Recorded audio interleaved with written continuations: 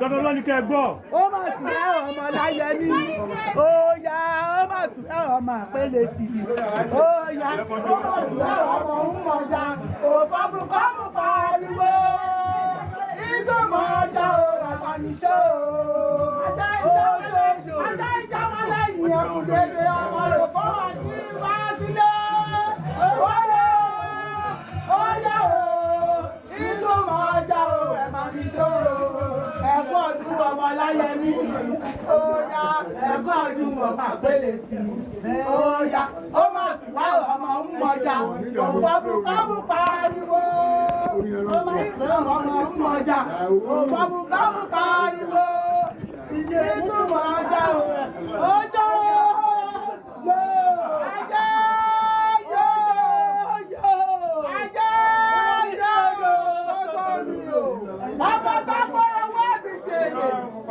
ọmọ ìdúkú mẹ́tẹ́ ọmọ mọ́lẹ̀ àfẹlẹ̀gà ọmọ òfòbùkọ́bù pariwo ọmọ ìdúkú mẹ́tẹ́ ọmọ ọ̀gágbámú ṣeré ọ̀gẹ́sẹ̀mú ìyàwó ó tàbí alágọ́dì ìmọ̀ránṣẹ́ níborí ilẹ̀ ó pa àpò àsìkò ó sojú rẹ̀ ọmọ ilẹ̀ kọ́lẹ̀ túrú.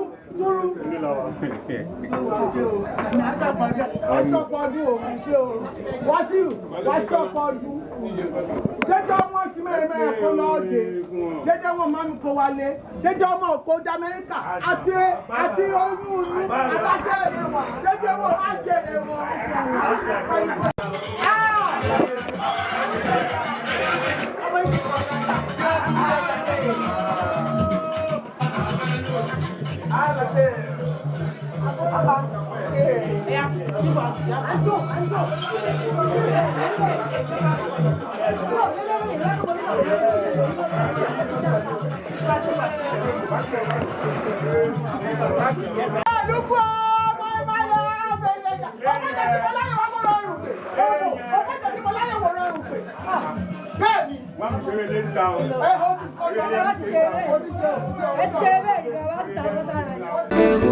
No matter the matter, RTID.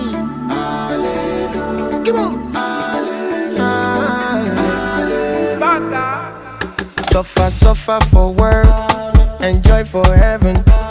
This thing they happen to anyone. I come from nothing, enter many things, but this thing they happen to anyone. Yeah. I live the life that I love. I love the life that I live. Tomorrow is not promised, but I'll keep the things that I need. Love is in the air.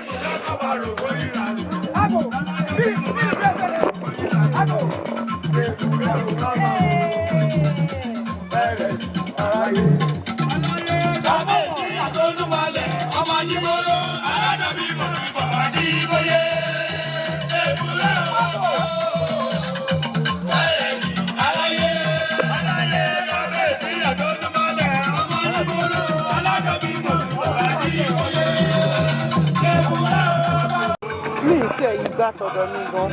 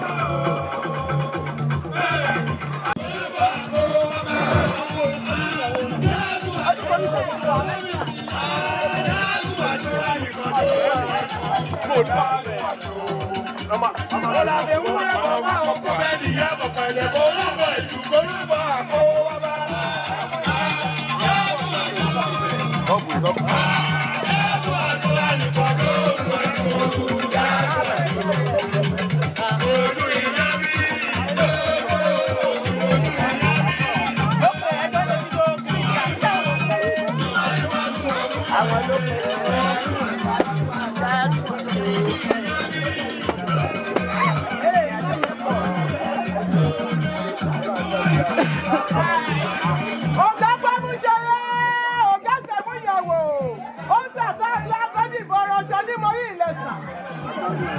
ọmọ lálẹ́kọ̀ọ́ ní mo ọmọ ọ̀tẹ̀lẹ̀ kílẹ̀ mi ọmọ mi lọ́jọ́ pa kéré kéré kéré ọmọ tábọ̀ ọmọ ìdìtẹ̀lẹ̀ iná yóò lọ́wọ́ jágùrò àní àwọn ìgbésẹ̀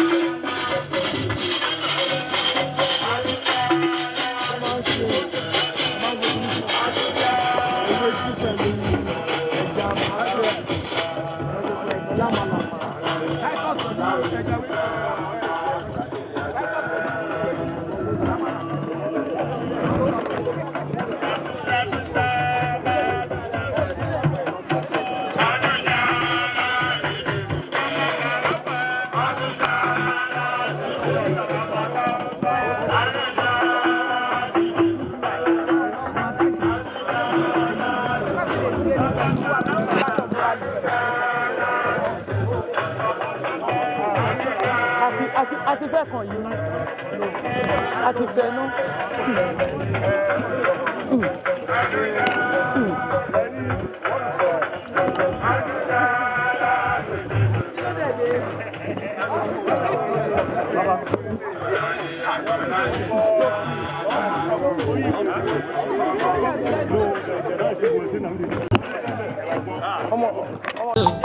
Mélòó mélòó la fẹ́ wí, mélòó mélòó mélòó mélòó la fẹ́ sọ. Èyí fújì owó, èyí mẹ́nugún, apọ́nbẹ́pọ̀ rẹ̀ mi àkànkẹ́ igi lẹ́yìn ọgbà mi. Nígbà kò sówó, nígbà kò sọ́lá, nígbà kò sọ̀rọ̀ táyé rò mí pin. You stood by me. I know I made some mistakes, but I don't dey regret.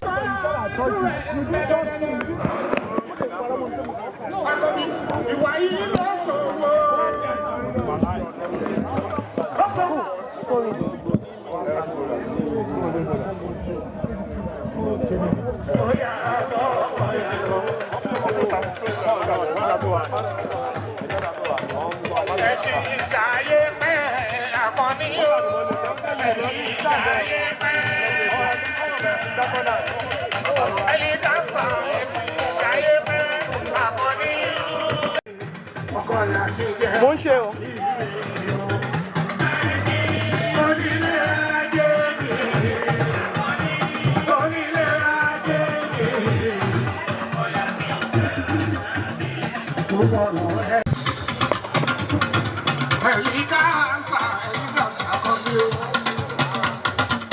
Bí mo ṣe rọ̀ ẹ̀lígá Rasaki akọni.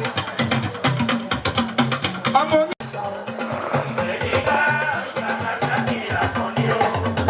Ẹ̀lígá Rasaki akọni. Onílé àjẹyẹ kakọni. Ọkọ̀ alájà kùmù láti wùmí àbíjá orí tó kẹ́. Ọláyínká. Àná ti sún lè ṣáájú mi. Happen to anyone. Yeah. I live the life that I love. I love the life that I live. Tomorrow is not promised, but I'll keep the things that I need. Love is in the air. Wear face mask. No matter the matter, I'll be rich till I die.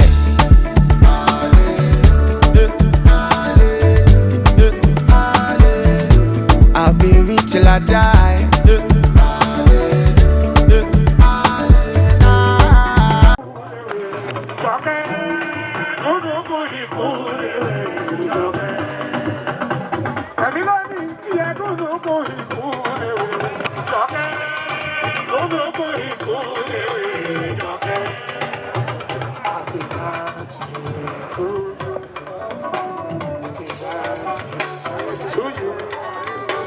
Happy birthday.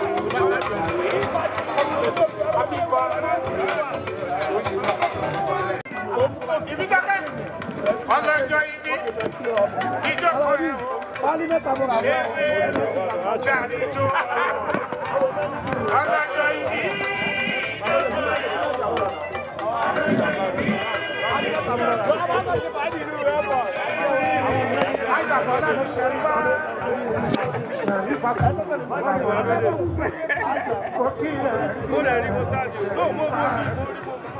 Aja bola bola, oti ye tiya bola bi.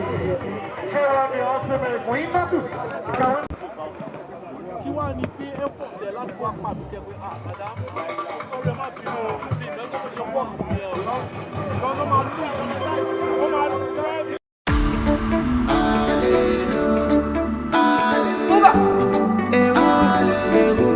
No matter the matter, RTID. Come on.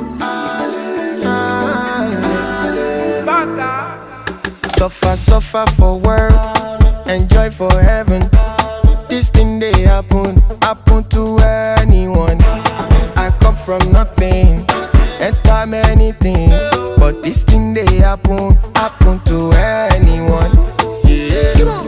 I live the life that I love. I love the life that I live.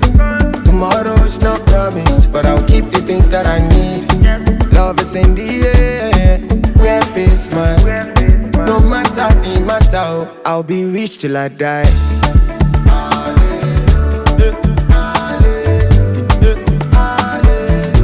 I'll be rich till I die.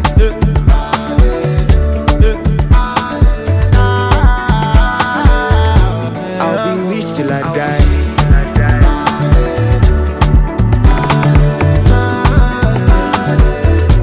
I'll be rich till I die.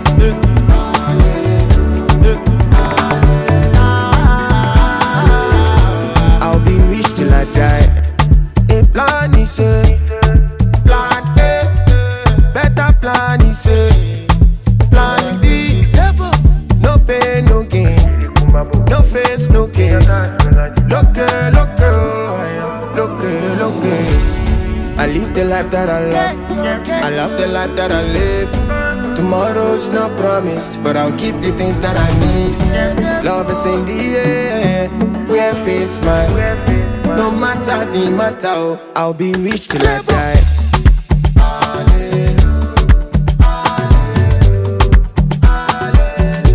I'll be rich till I die.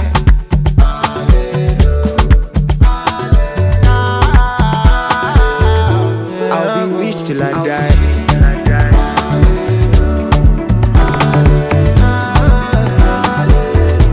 I'll be rich till I die.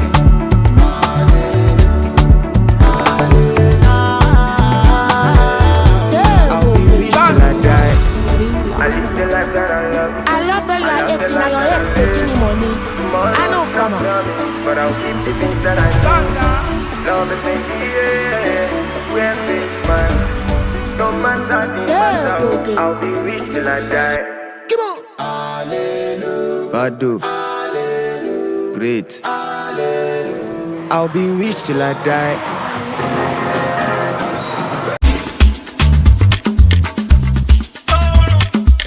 Another.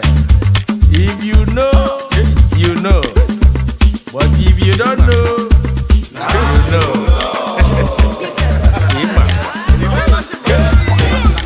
Now you know. Now you know. If you know, you know. The big ballers in town. Now you know. Now you know. Forget what they're on them, yes. Agba baller. How much is money? It's nothing. Ballin'. Premium or nothing. When them or nothing. Now you know. Now you know. Now you know. Now you know. Forget what they're on them, yes. Ayagaya. Iba. Apa. Ayagaya. Come on. Iba. Ayagaya. Iba. Apa. Ayagaya. Iba. Ayagaya. Iba. Apa. Ayagaya. Iba. Ayagaya. Iba. Undefeated. Iba. Undisputed. Undisputed. Unopposed. Unopposed. Luxury or nothing. See ya.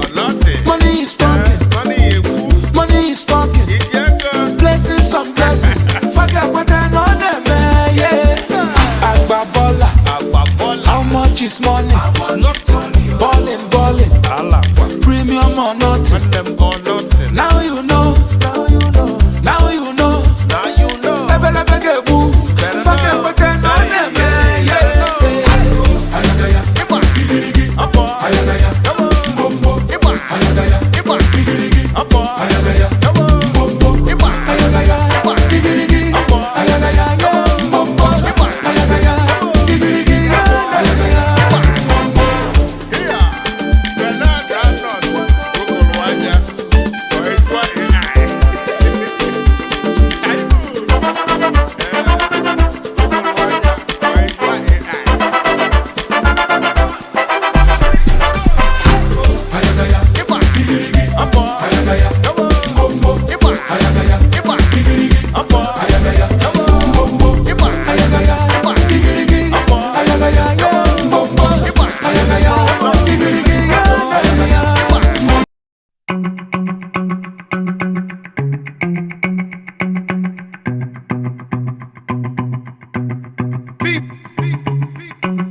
Low-key, all of them done they notice.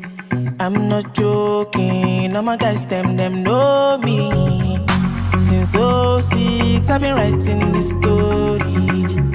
I know be OG, but if you ask them know me. I know they blow trees, only lonely me lonely. Music chose me, just know this and know me.